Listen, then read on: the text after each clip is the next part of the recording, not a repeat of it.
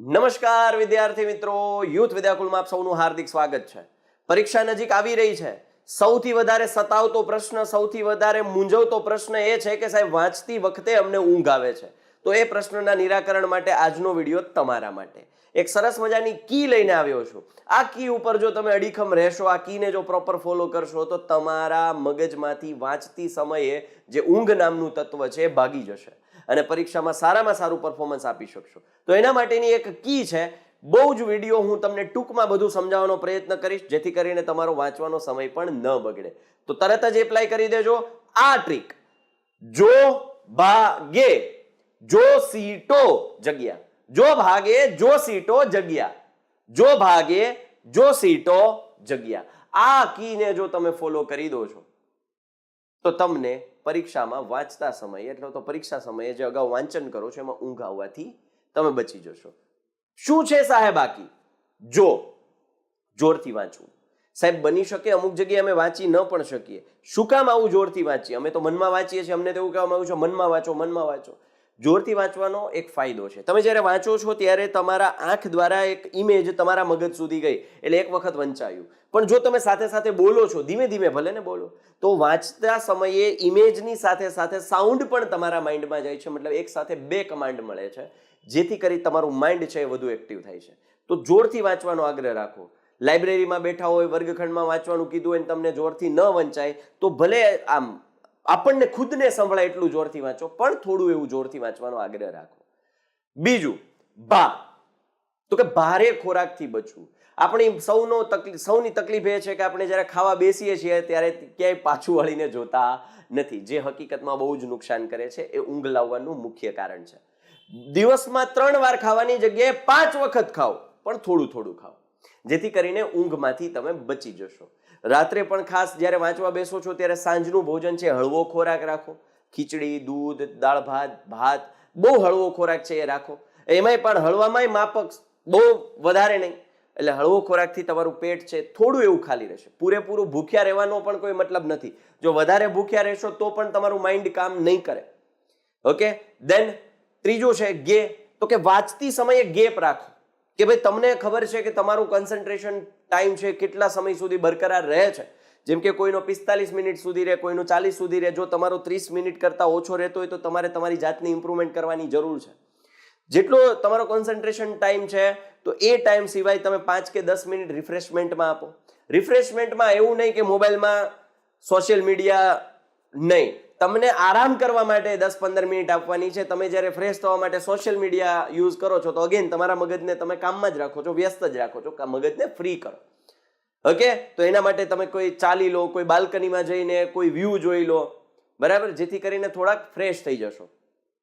ત્યારબાદ જો ફરીથી તો કે ઘણી વખત કેવું થાય છે તમે તમારી જાતને ઊંઘમાંથી બચાવવા માટેના પ્રયત્નોમાં ધ્યાન રાખો છો.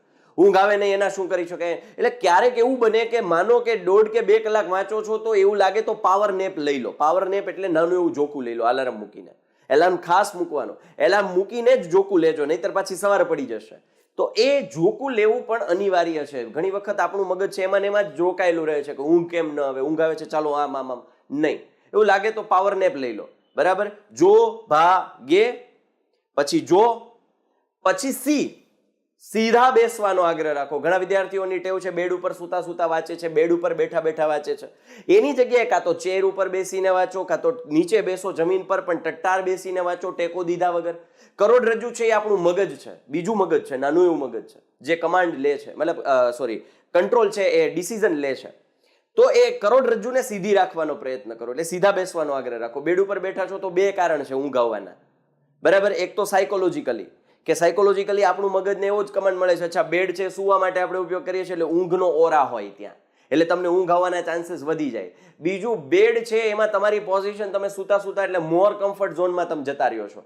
વધુ કમ્ફર્ટ ઝોનમાં જવાને લીધે તમારું શરીર પણ ઊંઘને નોતરે છે. તો ખાસ સીધા બેસીને વાંચવાનો આગ્રહ રાખો. પછી તો કે ટોપિક બદલાવો. એકના એક ટોપિકમાં મગજ ઘસશો તો મગજ છે એક્સેપ્ટ કરવાનું બંધ કરી દેશે ને એની જગ્યાએ ઊંઘને કમાન્ડ આપી દેશે. તો ખાસ ટોપિક બદલાવો. જો તમને હાર્ડ ટોપિક પડે છે ને એમાં મગજ ધીરે ધીરે ચાલતું બંધ થઈ જાય છે તો થોડો ઈઝી ટોપિક લઈ લો જેથી તમે રિફ્રેશ થઈ જાઓ. જે તમને આવડે છે એનું રિવિઝન કરી નાખો. ઓકે, તો ટોપિક બદલાવાનો પણ જરૂરી છે. ત્યારબાદ આવે છે જગ્યા ખાસ. તો જગ્યા પણ બદલાવી જરૂરી છે. એકની એક જગ્યાએ બેસવાથી વાંચવાથી ઊંઘ આવવાના ચાન્સીસ વધી જાય. થોડી વારે ઊભા થઈને વાંચો, ચાલતા ચાલતા વાંચો, બાલ્કનીમાં જઈને વાંચો, પણ વાંચવાનું પાછું બંધ નથી કરવાનું. ખાલી જગ્યા બદલાવો છે એ પણ અડધી કલાકે 30-35 મિનિટે બદલાવાની વાત કરું છું. બરાબર. તો આ 7 કે જે જો, ભા, ગે, જો, સી, ટો, જગ્યા. જોરથી વાંચવાનો આગ્રહ રાખો, ભારે ખોરાકથી દૂર રહો, ગેપ લઈ લો વાંચતી સમયે 40 થી 45 મિનિટ વાંચી લો, 10-15 મિનિટનો બ્રેક, એટલે એમાં પણ આંટા મારવાના છે, થોડી એવી જગ્યા જોવાની, અથવા કોઈ પુસ્તક પણ વાંચી શકો જે ભણવાના સંદર્ભ સિવાયનું હોય. સ્વામી વિવેકાનંદનું છે, કોઈ મહાન લેખકનું છે, કોઈ મહાન કવિની કવિતાઓ સાંભળો કે જો તમારામાં જુનૂન અને જુસ્સો એડ કરી દે. બરાબર. ત્યારબાદ આપણે વાત કરીએ જોકું ખાઈ લેવાની. જો ઊંઘ લઈ લો એવું લાગે તો 5-10 મિનિટનો પાવર નેપ લઈ લો. અલાર્મ ખાસ મૂકવાનું ભૂલતા નહીં. 2-3 અલાર્મ મૂકી દેજો. આપણી ફિતરત કેવી છે આપણને ખબર છે. બરાબર. ત્યારબાદ સી, સીધું બેસવાનો આગ્રહ રાખો. ખુરશી ઉપર બેસો, જમીન પર બેસો, પણ સીધા બેસો. બેડ ઉપર વાંચવાથી દૂર રહો. તો ટોપિક બદલાવતા રહો કે ભાઈ સીધો સહેલો ટોપિક વાંચો, અઘરો ટોપિક વાંચો, સહેલો ટોપિક વાંચો, અઘરો ટોપિક, જેથી કરીને શફલિંગ કરો છો તમે તો તમારું માઇન્ડ છે એ એક્ટિવ રહેશે.